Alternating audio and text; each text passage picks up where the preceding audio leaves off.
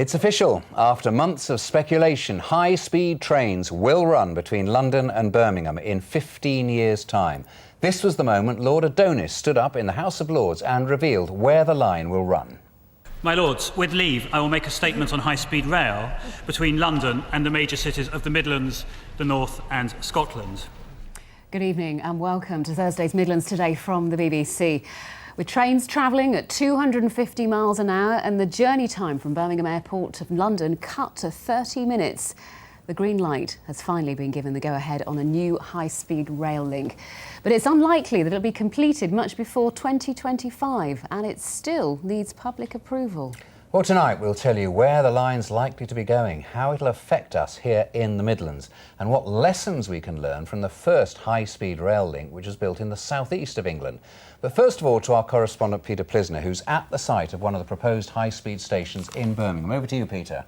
Nick, could this be the biggest event to hit the railways since the Victorians invented rail travel? Today, the government promised a massive expansion of the rail network, a 250 miles per hour railway, not one but two stations serving Birmingham. But it won't be cheap. Today's announcement suggests that the first line from London to Birmingham could cost a staggering £17 billion. Could these trains be coming to the Midlands? The next generation of high-speed train on test in Eastern Europe. It's capable of speeds of up to 225 miles per hour. And going that fast brings big journey time reductions. An improvement that wasn't lost on the Prime Minister today as he got off the current fastest service from London. His next stop was Birmingham's east side. This really does show the importance with which the government's placing on high-speed rail. The Prime Minister here in Birmingham to see the site of the city centre station. Ironically, the maps shown to Gordon Brown today put the new platforms close to Curzon Street, where the first rail route came into the city almost 200 years ago. These faster travel times, this investment in high-speed rail, this new network that is being created from scratch just means huge economic transformation is possible, and therefore thousands upon thousands of jobs will be created as a result of it. More prosperity, but what many have been waiting for are details of where the line will go. Today, one preferred route was published, passing close to Southam in Warwickshire, then going north of Leamington Spa and Kenilworth before reaching the second high-speed station at the airport and NEC. The line then heads north and tracks through Water Orton on existing lines to reach the city centre and the new East Side station. This is an artist's impression of what it might look like. According to this rail consultant who helped plan the route published today, it's been designed to cause minimum damage to the countryside. The first issue there is to try and come up with the most appropriate line that causes the least amount of damage to anybody, so that is route location. Of course, when you do that, then there are options to put it in false tunnels, which will happen in some places during the route. These are what we call green tunnels, which allow the countryside actually to join up, if you like, across the route. A public consultation on the high-speed plans is expected to take place later in the year. There'll also have to be a public inquiry. If all goes well, the line could carry its first passengers by the middle of the next decade. So that's a long time to wait, but if we don't start planning it now, it won't be ready when we need it. So we've heard from the Prime Minister Gordon Brown on what he thinks about high-speed rail. What about the other major political parties? The project really, interestingly, enjoys rare public support. We have a bigger vision than Labour for high-speed rail. They're focusing today on London to Birmingham.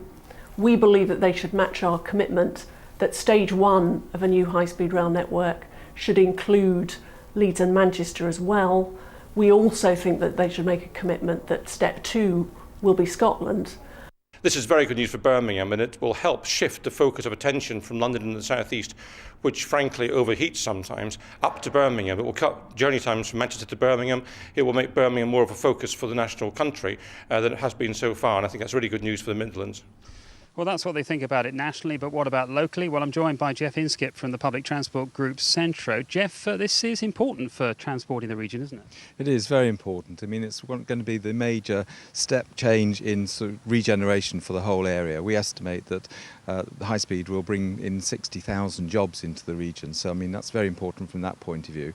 And secondly, it'll actually enable us to improve local rail services because we'll release capacity off the heavy traditional conventional network. Well, you have a whole host of transport projects you'd like to fund. Isn't there a worry that because we're spending so much money on this high-speed rail link, it'll suck that money away?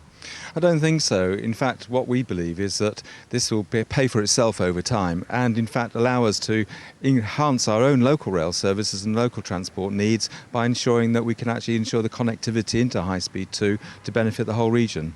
So, New Street, Moore Street quite close together, now this new high-speed station. How are you going to connect them up? That's probably your responsibility as the local transport provider. Very much so, and we're working with High Speed 2 to do that. We've already got plans to link Snow Hill through to New Street, and we're hoping that we can then bring forward our plans to link New Street right the way through to the High Speed 2 station and beyond to East Side. Briefly, it's a long time to wait. Do you think it'll happen any quicker?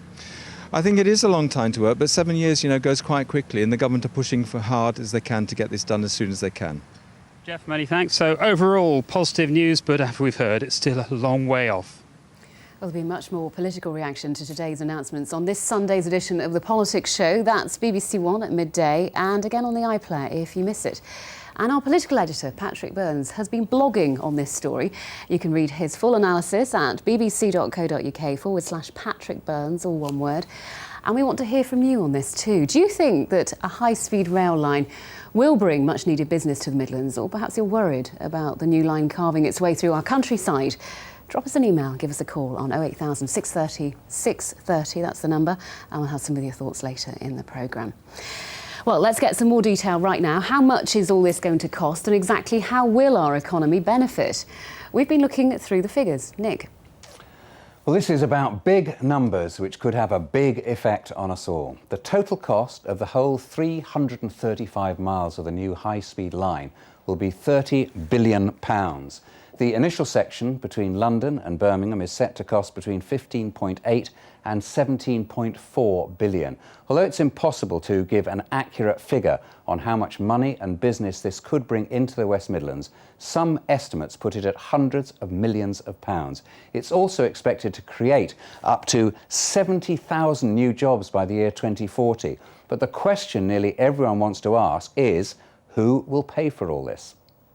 Well, we've looked at scenarios around the world of where this has happened and trying to draw on those. I think one of the key things, it will be the public purse that is fundamental in the funding of it, but there will be opportunities for the private sector. So, when will it all happen? Consultation on the stretch of track to Birmingham will begin later this year. Work is due to begin in 2017 with the line set to open in 2026. Sarah.